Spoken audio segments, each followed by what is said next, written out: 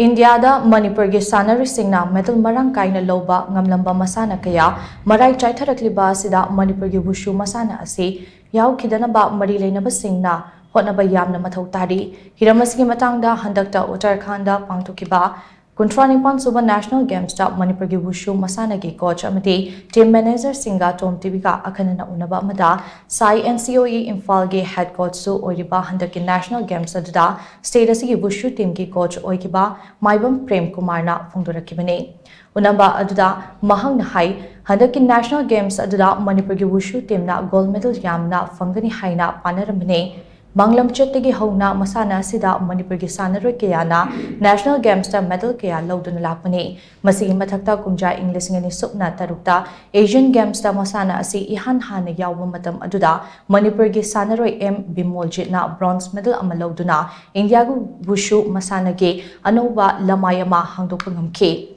Matung tarakpada Asian Games singdasu Manipur shannaroi singna medal lauduna lakli hojek fawbada Asian Games ta Masana sigi oina India na medal tara laurakpagi manungda Manipur shannaroi singna medal taruk laurakibane Masana asi Manipur ge leihauga yamna chanaba masana ne India da Manipur shannaroi singna dominate toramba masana kayada Manipur na Marai chaitharakpagi fibam ama lakliba asida Manipur ge medal yamna purakpa ngamliba Manipur ge Wushu Masana asi mari leinaba stakeholders singna punna kokchung sinadna hena chaukhatnaba hotnaba mathou tai haina mahana makataki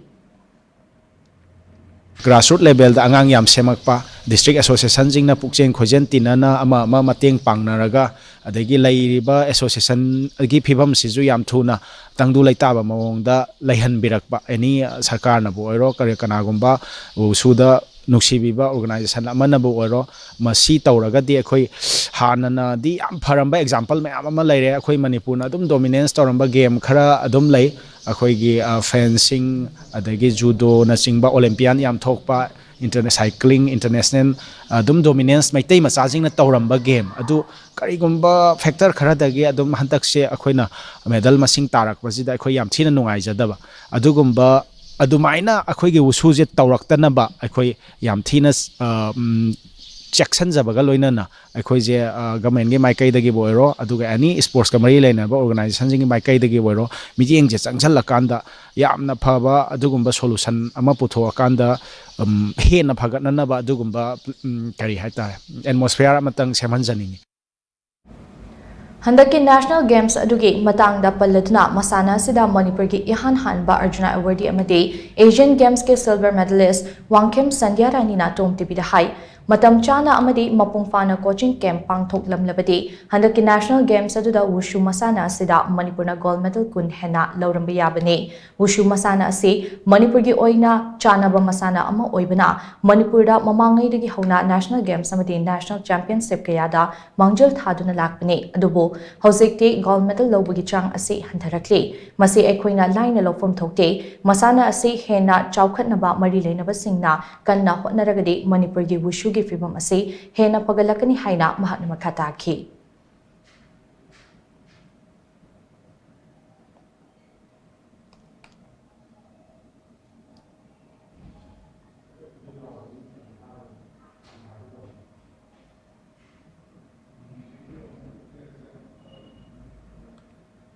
Angang jingju khogi hojik chaliba nation game sida tha ama natraga ama makhai ani mukse khoina matam chana game phangama ba ai coaching game je phangama ba de khoi hojik leije Manipur wang madagi haibedi central da thabak to banga mayam am so khoi chigi nation game sida participate tawri ne ba ko aju maya ji punjalaga Manipur government na hana mangjong na aidi tha ani ama makhai sigi mamang da kauraga game ama pangtok poiramba oitadi hairiba khoina medan 7 goal laurese hena khoi medan 39 leibane khoi medan goal se ko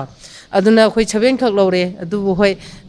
mayam na di medan je hoi Wushu na budi hena laure na pungning yam thokat pire dubu akhoi gi isem awardee amo ina team ji da manager amo ina chacharu bagi wakhan da di kitang khoi doubt oya han thai ko aduna kim je mapung phana piram boi ta di hena khoi medan je kungi mathak da gold medal je kungi mathak da lobang ngam gane haina khoi na khanje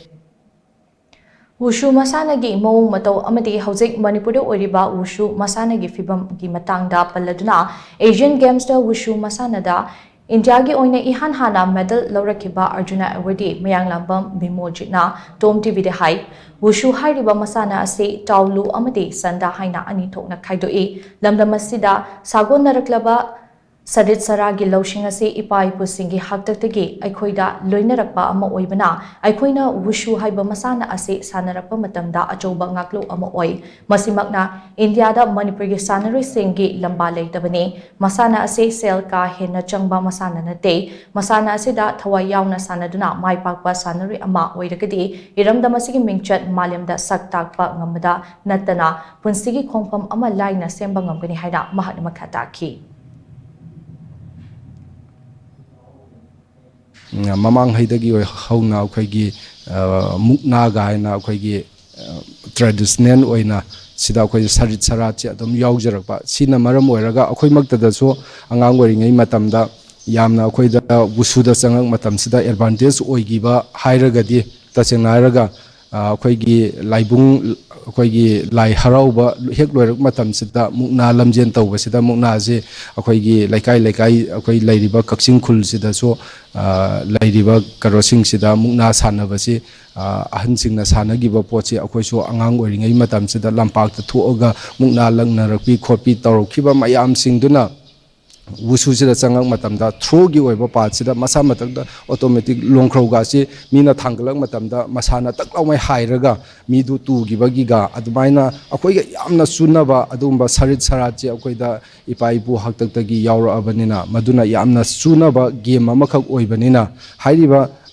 game si tasengna Manipur masasingna India sida adum Wushu hairiba masana sida dominate toroga leibani haibachi ai site agi thamjage Panbe Yabadi Uttarakhanda Handak Pangthokiba Kuntranipan Suba National Games Adda Manipurna gold medal taramari silver medal tarataruk amadi bronze medal kunmanga punna medal yangkhai manga loduna games asigi medal telida Manipurna taramathoi suba position tarakhibani Manipurgi medal teli asida Wushu masana na khwaidiki yamna medal fanglakibani games asida Wushu masana da gold medal taret silver medal nipan amadi bronze medal ani punna medal tarataret lawrakhibani